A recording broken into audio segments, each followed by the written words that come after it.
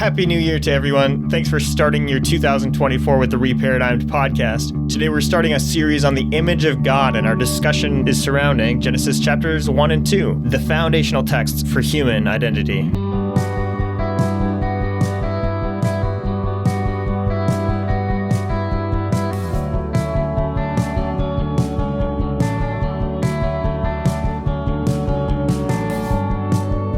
God said, "Let us make humanity in our image, after our likeness, and let them have dominion over the fish of the sea, and over the birds of the skies, and over the livestock, and over all of the land, and over every creeping thing that creeps on the land." So God created humanity in his image. In the image of God he created him, male and female he created them.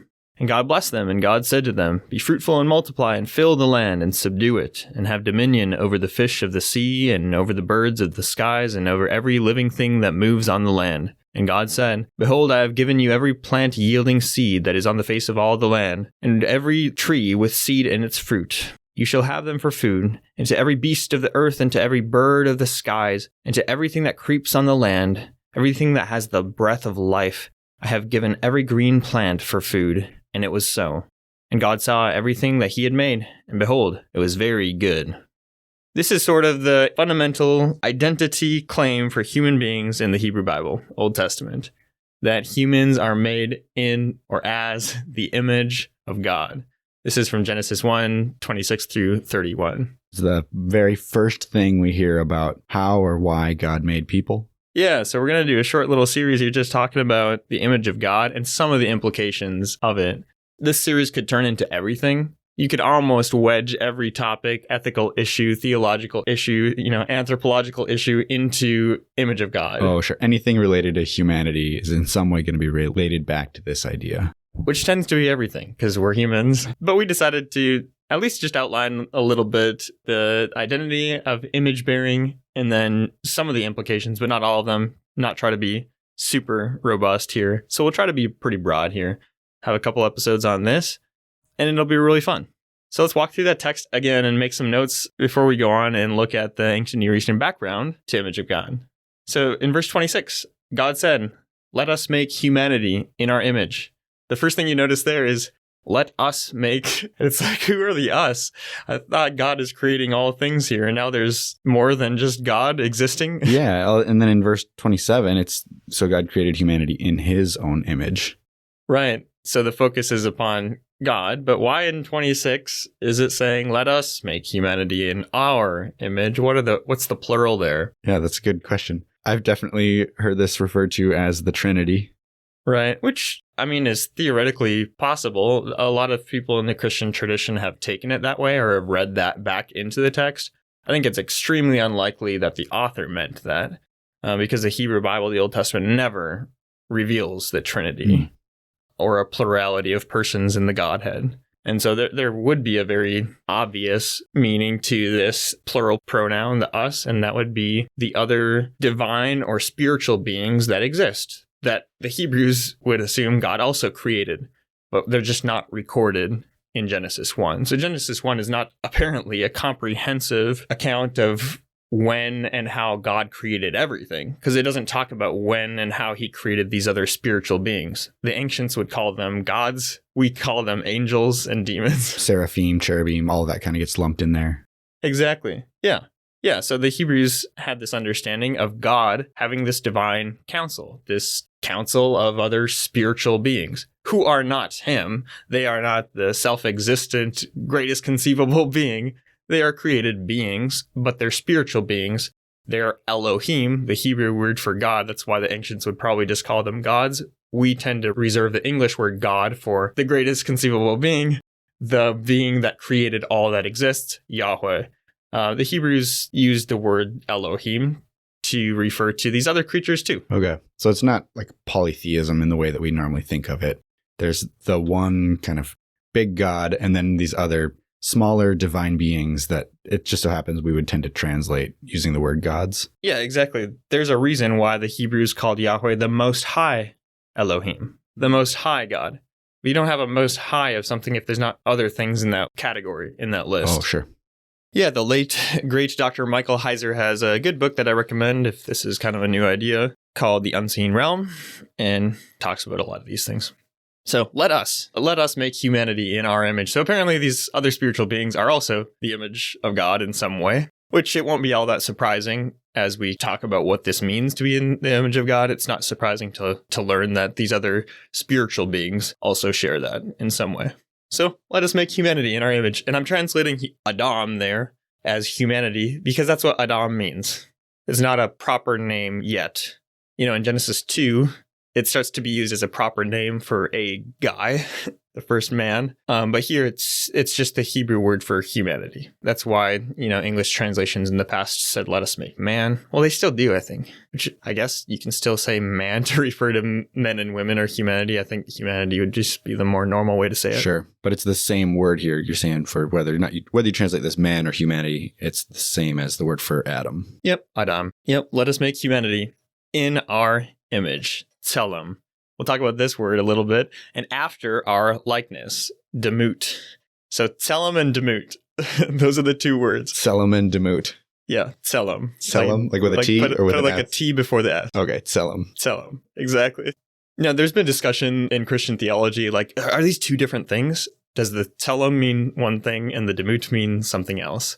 And I don't think so. Honestly, I think the demut is just complementing the tselem here. They're used interchangeably even later on, chapter 5. But in verse 27, what follows, it just reverts back to the in his tselem. It doesn't say in his likeness again. Image and likeness are communicating one idea here. I think so. Yep. In Hebrew, tselem and demut have a similar range of meanings. And I think that here, the demut is just complementing the tselem or explaining it or something like that. Okay. We should note to the prepositions that are being used here. In our tselem, that'd be Hebrew bet, which has a range of meanings. One of the primary meanings would be like in, and then the phrase that comes after our likeness, that's the Hebrew preposition kaf, and that also has a range of meanings. That means something like according to or as. So they have overlapping meanings here. So some people have tried to make a big deal out of being made in God's image, in God's tselem, and then after or according to his likeness. Again, I don't think the author is trying to make a big point here because those are flipped in chapter 5. And you have the as his image in his likeness. I guess I'm not even sure what that would mean for there to be a big difference between in our image and as our likeness. Yeah, let me explain that a little bit. In our image can actually be a little bit confusing. It kind of connotes perhaps that God is the image. That God has an image, that God has a physicality. That is not what it's communicating. It is not communicating, let us make humanity like my physical resemblance, because the Hebrew affirmation is that Yahweh does not have a physical body. Does that make sense? Yeah. So it's just a little bit confusing. And so as our image, that in English, that makes a little bit more sense. That's actually a little bit more helpful. It's like, okay, no, the humans are the image of God, whatever that means. It's not like God has a physical form, is the image, and humans are like that. That's not it. They're like a representation of him. Exactly. And so I actually think that the English phrase in his image can be a little bit confusing. Scholars call this the bet of identity, meaning let us create humans in the identity of image of God. In other words, as the image of God. So when I talk about image of God in English, I tend to actually just say humans are the image of God, or humans were created as the image of God. In English, that's actually communicating a little bit more clearly what's being said here. Hopefully that's not too far in the weeds. Yeah, I think I'm tracking there. Let us make humanity in our image and after our likeness, and let them have dominion over the fish of the seas and over the birds of the skies, etc. Yeah, so I guess just to clarify then in 26, then you're reading this like, then God said, let us make humanity as our image and as our likeness. Yeah, that's more or less how I'm reading it. And then what follows in verse 26, and let them have dominion. Hebrew scholars note that this phrase that follows is the result of the previous, let us make humanity in this way. And so you could read the second phrase there, and let them have, as so that they will have. So it's like, create them in the image so that they will then do this. Oh, interesting. So there's a strong connection between what it means to be created as the image of God and now this command to have dominion over the fish of the sea that follows. Absolutely. It's like the ability if not the obligation, to have dominion over the fish of the sea and all the creatures of the land and the land itself, comes from being put into the position or into the vocation of image of God. Verse 27 communicates kind of the same thing. So God created humanity in his own image. And again, it's Adam. And in fact, here it's ha-Adam. Ha is the Hebrew definite article, like our the. You never say the proper name. So this does not mean God created Adam, like the person Adam, in his image. In fact, it can't mean that because you have ha-Adam, which means that it's referring to all of humanity. You would not say the Matt or the Nick. So also, you do not say the proper name in Hebrew. So are there English translations that have done that? I don't think so. I think they usually say, so God created man in his own image. Okay. So I guess what you're getting at there then is when we're reading Genesis 2, where it does talk about God creating Adam, we can't necessarily say, oh, that's repeating what's going on here in Genesis 1, or is this maybe make some distinction between the two? All good questions. The start of chapter 2, I think, is talking about humanity still. Even where God splits ha-Adam. When God splits the man or splits the person, I don't even know if he's sexed yet, because the Hebrew phrase is to take a whole flank, meaning like a half of the guy, and split him into two. And now you have a woman and a man. Oh, so ha-Adam gets divided up into the man and the woman. Yeah, so in chapter 2, when God said, it is not good for ha-Adam to be alone, it's not really clear if it's actually talking about Adam yet. It's still ha-Adam, humanity. It is not good for humanity to be alone. And in that case, he creates the animals. And then he splits ha-Adam in two and creates a man and woman. Those verses are kind of funny to me because usually, or oftentimes, at least in the older translations, they'll say God took a rib out of the man, which I guess is possible. I mean, the word is more like the whole flank, like the whole side of the big boat, the ark, like the whole side of it running. If you're looking at it from the side, that's the same Hebrew word. The flank, like the whole side of it. You split it in half. Like a whole rack of ribs with all the meat attached. Right. And that's kind of the imagery that's going on when God creates the Isha, the woman in chapter 2. We're getting too far afield there. Sure. Well, I guess sometimes I think of it or have thought of it like God created Adam in his image, and then also Eve was created out of Adam. That has been an interpretation in the past. Yeah, it's totally wrong. Okay. It's pretty clear here. I guess now reading back through 26 and 27 carefully, it's let them have dominion in verse 26, and then in verse 27, in the image of God he created them, male and female he created them. So this idea of the image of God or being created as the image of God very much applies to male and female. Right. And I should note too, I'm sorry, I think you're looking at my notes here. Second phrase of verse 27. In the image of God, he created them. In Hebrew, that's actually the masculine pronoun. He created him. The only reason why it's masculine is it's referring back to ha-Adam, which is a masculine word. We don't have that in English. And so I'm translating ha-Adam as humanity, which is right. And so in English, you wouldn't say him for humanity, you'd say them. So sorry about that. You were looking at my notes. But in the last phrase of verse 27, it says male and female, he created them, just in case you were wondering. So there we go.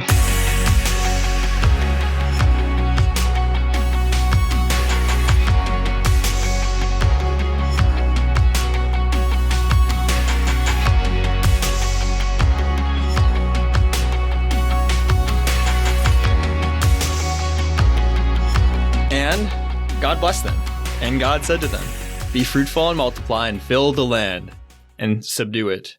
So I'm translating Aretz as land, which is what it is, instead of earth or world, partially because if you just translate it as land, that is just a better translation, to be honest, of what the Hebrew author is thinking. They are not thinking globe, which earth can imply.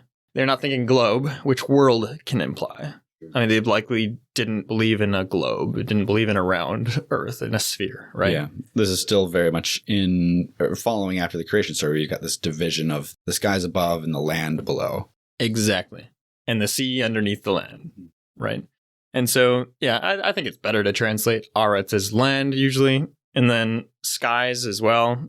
Let them have dominion over the fish of the sea and over the birds of the skies. I like skies better than heaven.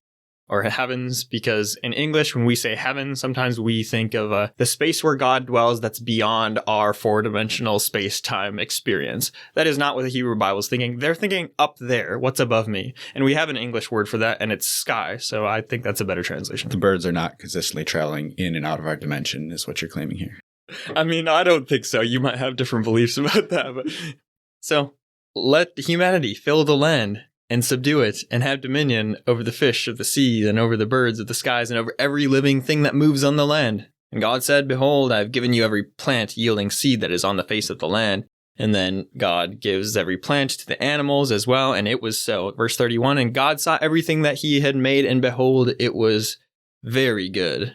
So we see in verse 26 there, this God says, and let them have dominion over the fish of the sea, and over the birds of the skies, and over the livestock, and over all the land, and over every creeping thing that creeps on the land. Then in verse 28, you see this very similar command, and then it feels like it goes on, and now it gets expanded out into the plants and animals and what things are going to eat. Yeah. So are we supposed to see this as all being part of this dominion of man? Or is this the dominion of man and then kind of separate instructions for how plants and animals are supposed to function? Oh, no. It's all connected. Okay. Humanity is installed in this position of image, and everything else follows. Therefore, they have the authority and the responsibility to care for the creatures that God had just made on day 5, to care for the land that God had just made. And he gives them instructions about what's the appropriate things to eat in that context. Sure. And let's circle back to that male and female, he created them again. I mean, that's so important. So you voiced that misunderstanding that some people have had in the past in church history, that God created Adam. God created a man in his image, and then God creates a woman out of the man, which sometimes has been thought to leave the woman out of being made in the image of God. It's so clear here in verse 7, especially in verse 27. In case you're wondering about everything else, like it says, male and female, he created them. He created them what? As his image. And we'll talk about what the image of God means now, but it is a call for them to share in this position, whatever the position is. It's a call for them to share in it. You know, what comes later where you have the suppression of one sex under the other, or the desire to rule over each other?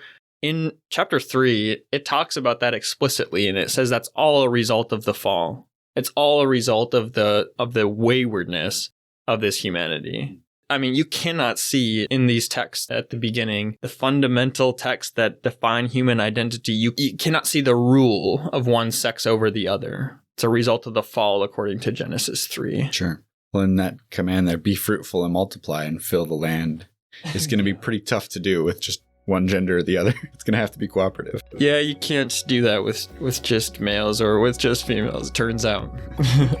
Yeah. So that's the text. It's all perfectly clear to me. Perfect.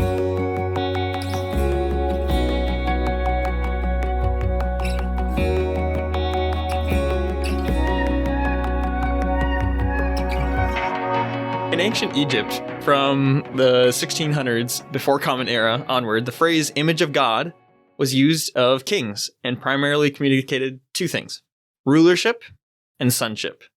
Rulership because the king ruled on behalf of the god or the gods in their context, and sonship because the king was thought to reflect the character of the gods or was to emulate them.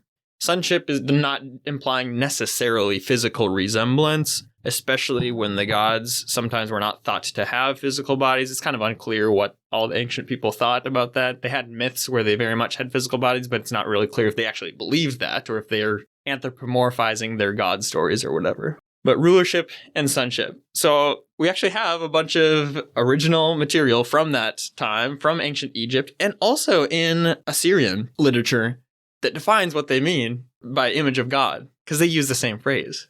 It's not a particularly Bible-y phrase. Oh, sure. So this is not a phrase that ancient Israelites would have heard and gone, oh, wait, I've never heard that before. Please explain this to me. No, not weird. This is a phrase they likely were familiar with. They knew what kind of connotations this carried. Yep. It's not new at all. Yeah, in an inscription from the Karnak temple near modern-day Luxor, Egypt, from 1460, before Common Era, the god Amun-Ra says to King Tutmosis III, I came to let you tread on Jahi's chiefs, I spread them under your feet throughout their lands. I let them see your majesty as Lord of light, so that you shone before them in my likeness. It's the god talking to the king and saying that you are in my likeness. Which will give you power here. Yeah. From a stele of Amenhotep III. Amun's blessing to the king. Speech of Amun, king of gods. My son, my body, my beloved Nebmer, my living image, my body's creation. From an inscription called the Hymn to Aten and the King. You love him, talking about the king. You love him, you make him like Aten. You dawn to give him eternity. When you set, you give him infinity. You create him daily like your forms. You build him in your image like a 10. A 10 there is a name, not saying that he's created like a 10 out of 10. Oh, I'm sorry. A 10. He was a 10 out of 10. It's a sun god. Sorry. You make him like a dime. That's pretty good, actually. So that there's definitely a lot in those that I'm not following real closely, but it looks like... Oh, I'm only going for the phrase image of God, likeness of God, form of the God. I think what I'm seeing in these, correct me here if I'm wrong, but it's this idea that like the God is enthusiastic about the creation of these people in his image, or the fact that they're being renewed in his likeness, and sees them as functioning with the power of the gods. Yeah, I don't know about that first part, that the God is always enthusiastic about it. Sometimes in the ancient Near Eastern literature outside the Bible, the creation of humanity is more like the gods don't want to do the hard work of the land. And so they're like, let's create these creatures to do the hard work. So sometimes it's more like very practical and not like a loving, enthusiastic like creation. I love these creatures. It's more like, I hate this. I work too hard. I'm going to make the humans, I'm going to create humans and have them do it. The second part of what you said, what did you say? Authority, rule or something? Yeah, like power. Oh, yeah, that is 100% the case. Yeah, we'll talk about that even more here. But yeah, it's 100% the case that the king, and again, in most of these examples, it's actually the king that's called the image of God. But they are to rule on behalf of the god. Absolutely. The god delegated them to have authority over their domain, over the land. Okay. Yeah, just a couple more passages here from the Victory Stela of King Pi. Hear what I did, exceeding the ancestors, I the king, image of God, living likeness of Atum. So again, you have the same phrase there, where he calls himself the image of the god of Atum. So you should hear what I did. Exactly. It's a position of authority. Yeah, it's a position of almost royal authority, right? This is a little later, from 670 before Common Era. An Assyrian inscription says, What the king wrote to me, I heard from the mouth of my father, that you are a royal family, but now I know it from my own experience. The father of the king, my lord, was the very image of the god Bel, and the king, my lord, is likewise the very image of Bel. That's pretty explicit. The king is the very image of Bel, who I'm assuming is this god here. Yep, exactly. So again, remember the bet of identity in the image of God that we talked about? I very much think, especially as you read this literature, they are meaning that the person is made as the image, or the king is the image. So yeah, common themes here. The kings are the image of God, or were made as the image of God. So is the Genesis passage then unique in that it's calling humanity the image of God rather than just a king figure? Yeah, I think some of these speak a little bit more broadly about humans being created in the image of God, but typically it's a function, it's a role, it's a position reserved for the king, for the pharaoh. Which if it comes with the idea of, ruling or authority, I mean, that makes perfect sense. Absolutely. Oh, exactly. You're pointing out some of the unique theology that the Hebrew Bible has, that authority has been delegated to all of humanity. That is what God intended. Oh, interesting. Yeah, I think that's powerful. We talked about that authority being intended for men and women, male and female. He created them. Not only that, but all their children. The whole human community is to function in the role of image of God, according to the Hebrew Bible. And that authority is specifically, at least in 26, 27, 28, over the earth, the animals, the plants. Yeah, over the physical domains that God created. Yeah, and there's a reason for that. So let's keep talking about that. So we see some common themes here in the ancient Near East. I think this is really interesting. Egyptian pharaohs would sometimes even carve out an image of themselves in a foreign land in order to demonstrate the extent of their rule. Like if they went into a foreign land and conquered it, they would install like this image of themselves. And what does that demonstrate? I mean, like we have a bust of Ramses II that he made in Beirut on the Mediterranean, which is not in Egypt. Like, why are we finding busts of Ramses II there? Well, it's because he went and conquered someone up there and he installed his like idol statue of himself, demonstrating that that's the extent of his rule. This represents me in this region. Interesting. So it's like you won't be able to see me, but this image now, this image of me is supposed to stand there and remind all of you that I am still in authority here. And this image is supposed to help encourage you to remember that I'm still in charge and to live in accordance with that. Exactly. Yeah. And I think that's interesting too. So in the ancient Near Eastern literature, the image of God almost uniformly meant something like the child of the god, the ruler of the land, something like that. So though the image of God is the most authoritative human in the land, it's not the supreme authority, because the supreme authority would have been the gods, right? Sure. Would have been the god or the gods. In other words, the image of God is installed as the human agent, the one that has the greatest human authority, the human agent by which the will of the gods is accomplished in the land. The image of God is the child of God that the God has installed to govern for his own interests. So there's a good summary from a book I recommend from Peter Gentry and Stephen Wellum, God's Kingdom Through God's Covenants. They talk about this and they have a good summary of this. They say, quote, "The king is the image of God because he has a relationship to the deity as the son of God and a relationship to the world as ruler for the God. In the ancient Near East, these would have been understood as covenant relationships. We ought to assume that the meaning in the Bible is identical or at least similar, unless the biblical text clearly distinguishes its meaning from the surrounding culture." And it does not. So yeah, I don't think the Bible actually at all tries to distinguish its use of the phrase image of God from the type of meanings that phrase has in the surrounding cultures. Not at all. I don't see any evidence of that. Interesting. So it might apply it more broadly to humanity than Assyrians do. Yeah, there are some differences. But the idea of being made in God's image is a well-known motif. And the Hebrew Bible does not try to say, oh, this phrase actually means something way different. It connotes these other things instead of a rulership or something like that. Does that make sense? Yeah. It doesn't try to do that. Okay. Not at all. It actually doubles down on it with some differences, which I think are key. So these stories from the ancient Near East demonstrate to us that the concept of image of God, like I said, it's a well-known one for the biblical writers. It's one that's not unique to the Hebrew Bible. Like I said, the Hebrew Bible's theology of the image of God is unique. There's some unique features to it for sure. But the concept, like I said earlier, is not a Bible-y concept. Let's consider, though, some of those important differences, like you brought up, between the Hebrew Bible's conception of image of God and that of the other ancient Near Eastern literature. In the Hebrew Bible, all people, like I said, all people are God's image. Whereas in Egyptian thinking, at least, it's usually just the king that is, the image of God. But if the image of God is synonymous with rulership, that means that in the Hebrew Bible, all people have the vocation of rulership over the creation that God had made. All people, men and women, are to manage or steward the creation that God made on his behalf and toward his purposes. Yeah, well, that's kind of interesting because if you call a group of people corporately to rule or reign together, that's going to look very, very differently than calling one person, like a king, to rule and reign over the rest of the people. So while that distinction between, it's, a call to a king versus call corporately may seem subtle at first, I think if you actually start thinking about how that's going to work itself out in human society, it's going to be pretty radically different. I think it's huge because it implies that humans don't have dominion over each other. They have dominion over the land and over the creatures of the land itself, the plant life.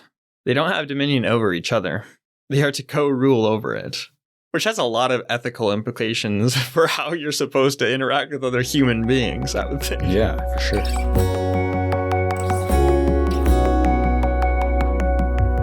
So here's a fun thought. I think this is super interesting. Let's talk about idol statues a little bit. So you may be surprised to learn, I think you know this, Matt, but in Hebrew, the word for image, tselem, is the same word used to translate idol very oftentimes, or idol statue. Oh, sure. So you'd almost think of that Genesis 1 passage like humans were created as the idol of God.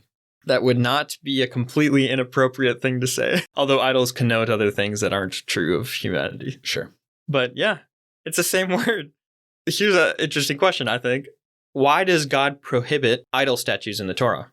Oh, well, he'd already created humanity to be his image idol. Right. Yeah.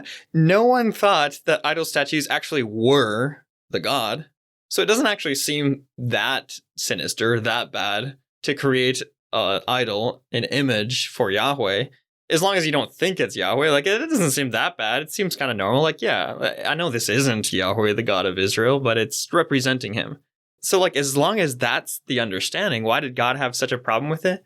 Because humans are the idol statue of God. Humans are the image of God. That's interesting, because when we think of like idolatry in the Old Testament, we usually think of, oh, people are now giving worship to something other than Yahweh.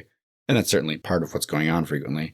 But you've got this other element now where it's not just that people are worshiping something else, but it's that humans who are created to be this image idol. They were supposed to be the ones that the rest of the creation would look at and go, oh, wow, okay, I see the work of God in the world, like worship Yahweh. When humans now go, oh, no, we're going to go create this other idol. Even if it's supposed to be an idol for Yahweh, they're like stepping out of the role that they were intended to play. Yeah. It would be a little bit like if you hired somebody to perform a task for you and they then like built a cardboard cutout of themselves doing the task. And you came back and you're like, hey, why isn't this stuff getting done? And they said, oh, well, look, I made this image to do the task. Like, your frustration wouldn't necessarily be that they built this cardboard cutout. It'd be, no, you're not doing the task anymore. Well, exactly. Yeah. That's what idolatry is.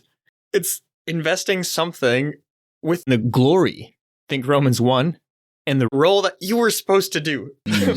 Like, you were supposed to perform this role. You were supposed to sit in this position and to get this job done. And now you are acting like that's something else's job. Like, that's just lazy.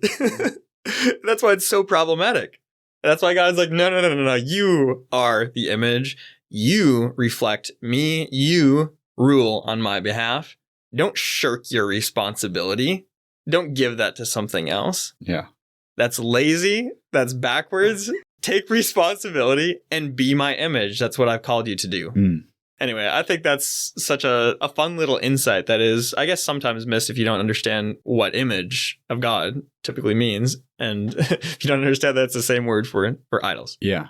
Yeah, it definitely just adds another element to kind of how ridiculous it is for humans to create images or idols and to bow down to them. Right. It's like, no, you totally missed the point. You're supposed to be the one that the rest of the creation looks at and sees, oh, there's the power of Yahweh working. And you're now kneeling down to a small piece of that creation. Yeah. I don't know. It makes the whole thing seem even more absurd than I had thought of it previously. Yeah, man. And I feel like this could get really practical really quick if you kind of think about modern forms of idolatry.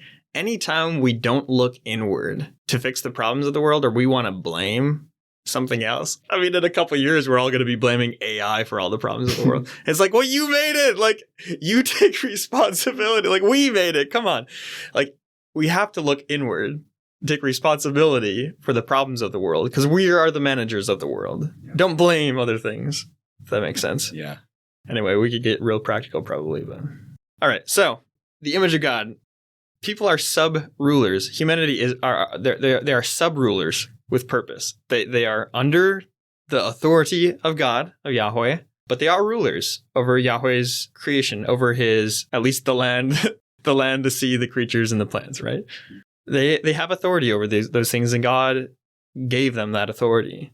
When we download the ancient Near Eastern understanding of image of God into the Hebrew Bible's description of humanity, male and female, being created as the image of God, we see clearly that this is a call to vocation. The image of God is a call to vocation. It's a position they are installed in. It's a role they're installed in. It's a call to steward Yahweh's good land on his behalf toward his ends. And what are Yahweh's ends? What does he want? To extend the order, the peace, and the life of Eden, the garden that is in bliss, right? The garden that is in Eden, across the entire land that is otherwise, in Hebrew, tohu wabohu, without purpose, without function, chaotic. So it's like God's created order is complete, but only like to a limited extent. Well, absolutely. In Genesis 1 and 2, there's not at all an implication that the whole land or all that is the land. Again, the Hebrews did not think globe, so it's really hard for us to get out of that mindset where we cannot read Genesis 1 and thinking that it's describing the formation of a globe. That is not what they thought. They speak anthropocentrically, what things look like to them. And it's super clear that what is being formed is this garden that is in a very specific location. It is in the land of bliss, in Eden, which is on the broader land. And it doesn't talk about the broader land being beautiful with fruit trees and abundance and everything else. No, in fact, when humans fall away from God's purposes, when they rebel, God casts them out there, where there's actually probably already thorns and thistles and things like that. The reason why it's such a hard existence after they're cast out is because they're out there, outside of that ordered, good, productive space. That's interesting with that idea of humans being created as sub-rulers. It's like they're created to continue or to keep growing that garden, that like perfect created space that God set up. Almost as if God is like, all right, I've started creation. Like, here's this beautiful garden that I've made for you. Now I want you guys to keep working this garden and to go now fill out the rest of the earth. Like, go Edenize the planet. Yeah, it says that. Fill the land and subdue it. Fill all the land, not just the garden, not just Eden, all the land. Eden is on the land and the garden is in Eden. It's a very specific location. The implication is you have to go out there and bring this garden to the rest of it. That's interesting. It's almost like a template. Like, all right, guys, you see this bit right here? I want the rest of that to look like this. Yeah, absolutely. Yeah, I mean, I think that's what it means to fill the land and subdue it, which is the command that they are to do. Yeah, very interesting. And you might ask why. Like, why does God want a good and ordered space? I mean, it's just his nature, I think. I would assume that God is just good and ordered and everything he makes is good and ordered and productive and has meaning and has purpose and all that. But God wants to dwell with humanity in this physical space that he made. God loves his creation. He calls it good, good, good, good, good, good 7 times. And he wants to dwell with them. And you see that happening at the beginning of Genesis in the first couple of chapters. That God is walking and talking, so to speak, with the humanity in this space that he created. That is like the ideal condition. In other words, the creation is a temple space. A temple space is where heaven, God's space, and earth, human space, are overlapping.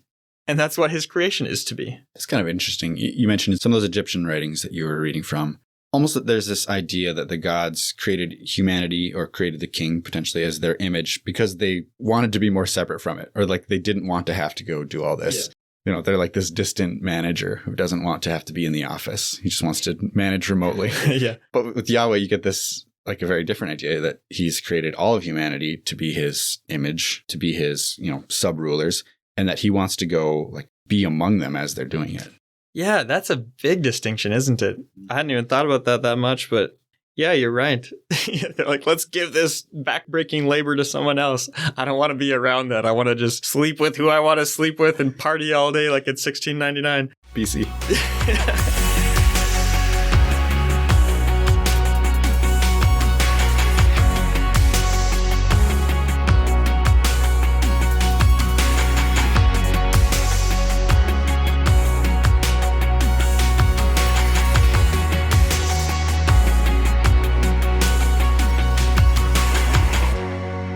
Yeah, that is so key. I think that's really beautiful. Yeah, humans are called to work and keep the land, to fill the earth and subdue it. Not because Yahweh is bored or tired, but rather because Yahweh, for reasons that are probably hard to comprehend, wanted to entrust shared rule over the land with humanity, which is the crown of his creation. He wanted to work in harmony and in loving, trusting relationship with humans toward his broader purposes of filling the land and making it all a temple space where God and the created world could be together. That is not something we experience today, I feel like. No. Yeah, it feels very foreign. Yeah. Oh man, this is all like very ideal and out there. It doesn't seem very practical.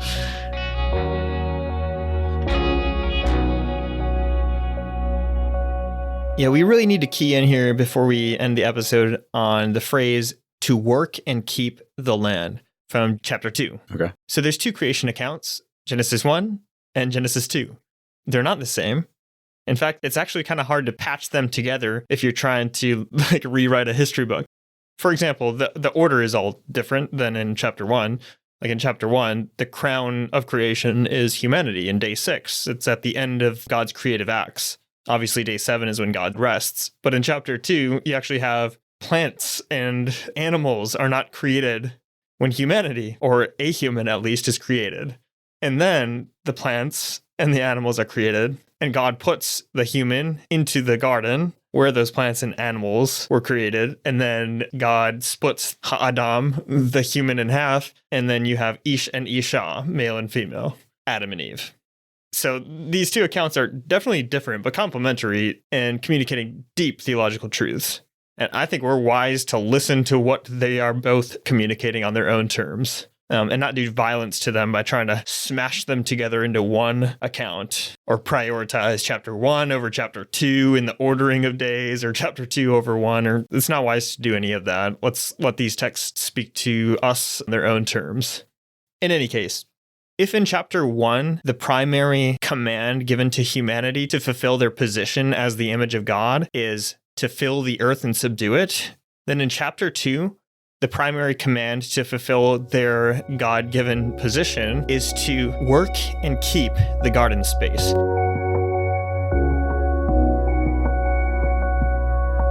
We frequently ask ourselves questions like, who are we? What are we doing? Like human identity questions. As we've seen, luckily for us, the Hebrew Bible begins by telling us exactly who we are and what we're supposed to be doing. So this phrase, work and keep the land, means to tend to nourish, to maintain, and to protect the space that humans were given to inhabit. The space that humans were given to inhabit, of course, is the garden on the land of Eden that is on the broader land. This garden was given as a temple space for God to dwell with humanity on this created plane. Heaven and earth are united, right? It's a physical space and a heavenly space because God is dwelling there. That's what a temple is. But if this idea of working and keeping this space, if the idea that is a call to maintain a cosmic temple, if that idea is new to you, consider just like the tabernacle and the temple that comes later in the Hebrew Bible. All the decor and the symbolism of the tabernacle and later the temple refer back to the garden in Eden. You got like the fruit trees and all those things. They're symbols for this beautiful space, like a garden Eden space, where God and humanity dwell together. And that's what a tabernacle temple is, where God comes and dwells in that space together. It's a microcosm of what was supposed to be a lot bigger of a reality, right? In fact, those who worked for the tabernacle complex, the Levites, their main job was to work and keep the temple space. Same Hebrew words. That's interesting because the terms in English, work and keep, to me feel pretty general. Like you could apply those to anything. Yeah. Obviously, if you apply those to that context of a garden, you say, oh, hey, go work and keep this garden. That has very specific ways that's going to be carried out, right? You're going to be tilling, you're going to be digging, you're going to be weeding, doing all this stuff. But to work and keep a temple, even a temple that's designed to look like a garden space, is going to seem like it's going to have very different ways that it's actually carried out in my mind. So am I correct in seeing like work and keep there as being more general commands for humanity, more generalized actions? And then it's, okay, now in this context of a garden, it's more specific. In the context of a tabernacle or temple space, it's going to carry more specific tasks. I'm focused just on the general, two things. The same words are used to describe what humanity is supposed to do in Genesis 1 for all of the land as what the Levites are called to do later on in the tabernacle temple complex. So I'm just calling attention to the fact that it's the same phrase used to describe that. Secondly, the general meaning is to maintain the space, to maintain it in an ordered, not chaotic way, to maintain it in such a way that is proper for God to dwell in it, which is what humans were supposed to do with the land. Maintain it in such a way that is proper for Yahweh the Creator to dwell in it. There's entropy if you don't work at things. Things fall into disarray, or people screw things up, or, animals screw things up, or who knows what.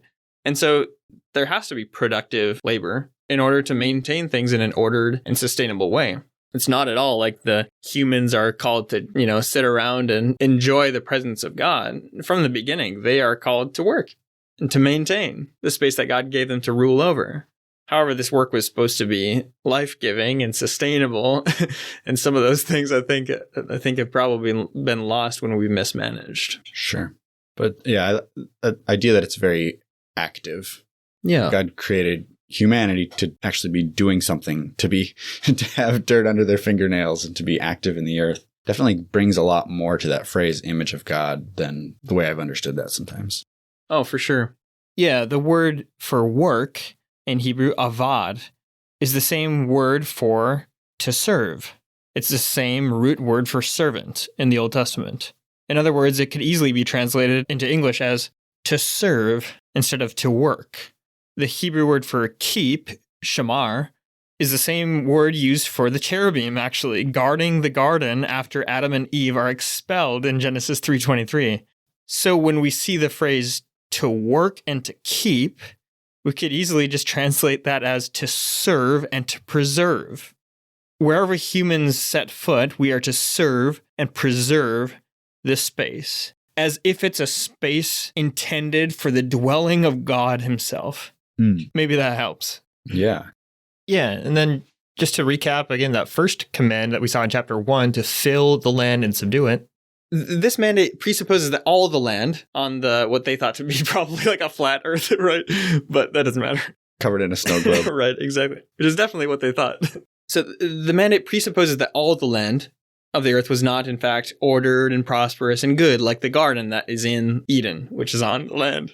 That's kind of interesting. So when God does the 6 days of creation, he creates this garden, but it's not like he's totally filled the earth at this point. It's like his good creation is only extended so far. For sure.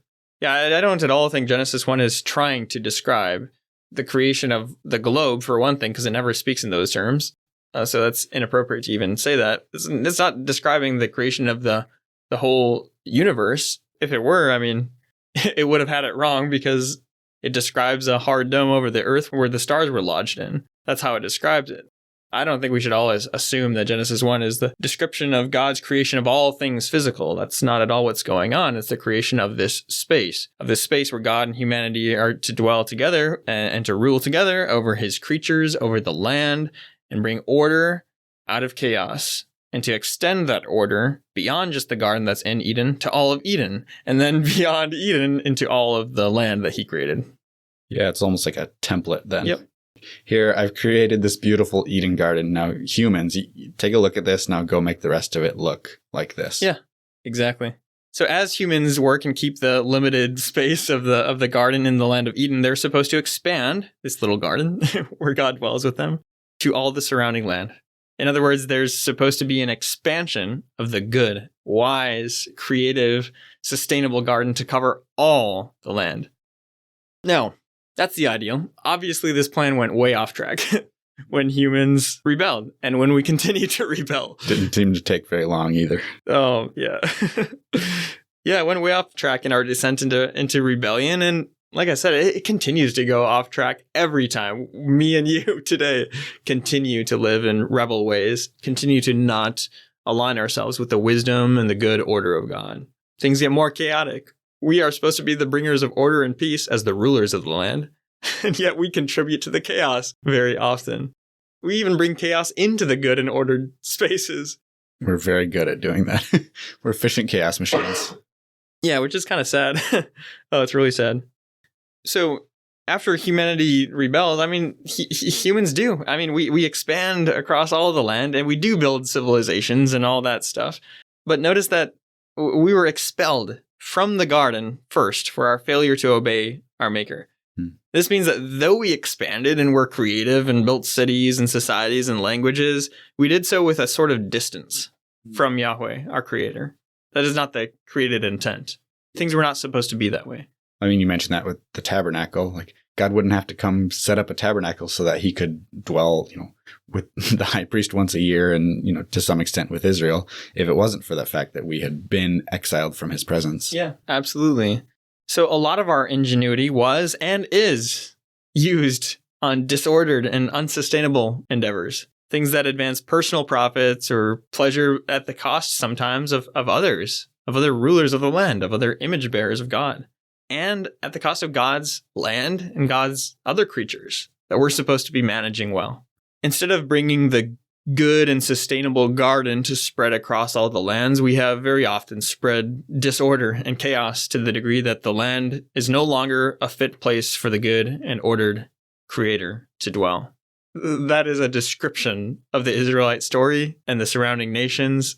It's just chaos. The Old Testament is just chaos, man. Mm-hmm. Well, if you imagine humanity now as having been designed to grow and develop this garden, taking it out into the wild and wastelands of the earth, and then humanity gets kicked out of the Garden of Eden, and now they're struggling to try to do this task that they were made to do in a world that's not conducive to doing it. And now they're seeking to usurp their correct position and take authority over one another, and you get all this infighting. It's not hard to imagine how once you're outside of the garden, people are going to start to not function well because they're not in the space to do it well anymore. And things just get worse and worse. I mean, disorder breeds more disorder, and the cycle just continues. So given this condition, I've sometimes heard or read of Christians talking about our identity as the image of God as having been lost. This is actually popular in Christian theology and sometimes in places in church history. Or that our mission to work and keep our space and to fill the world and subdue it has been lost. And that's no longer our position. That is no longer what we're called to do. For the life of me, I cannot see a single reason to read the Bible in that way. To say, because you've screwed it up, you should give up and no longer be the image of God. The Bible does not say you have lost the authority, we have lost the ability, we have lost the call to rule the land well. Yeah, it's hard for me to read Genesis 1 and see the 6 days of creation. At the end of the sixth day, it is Tov, it is very good. To then imagine that, okay, well, humans sinned, so now God's ready to just discard major portions of that plan, of that good creation that he set up. He could have. Yeah. He could have sent the flood story, right?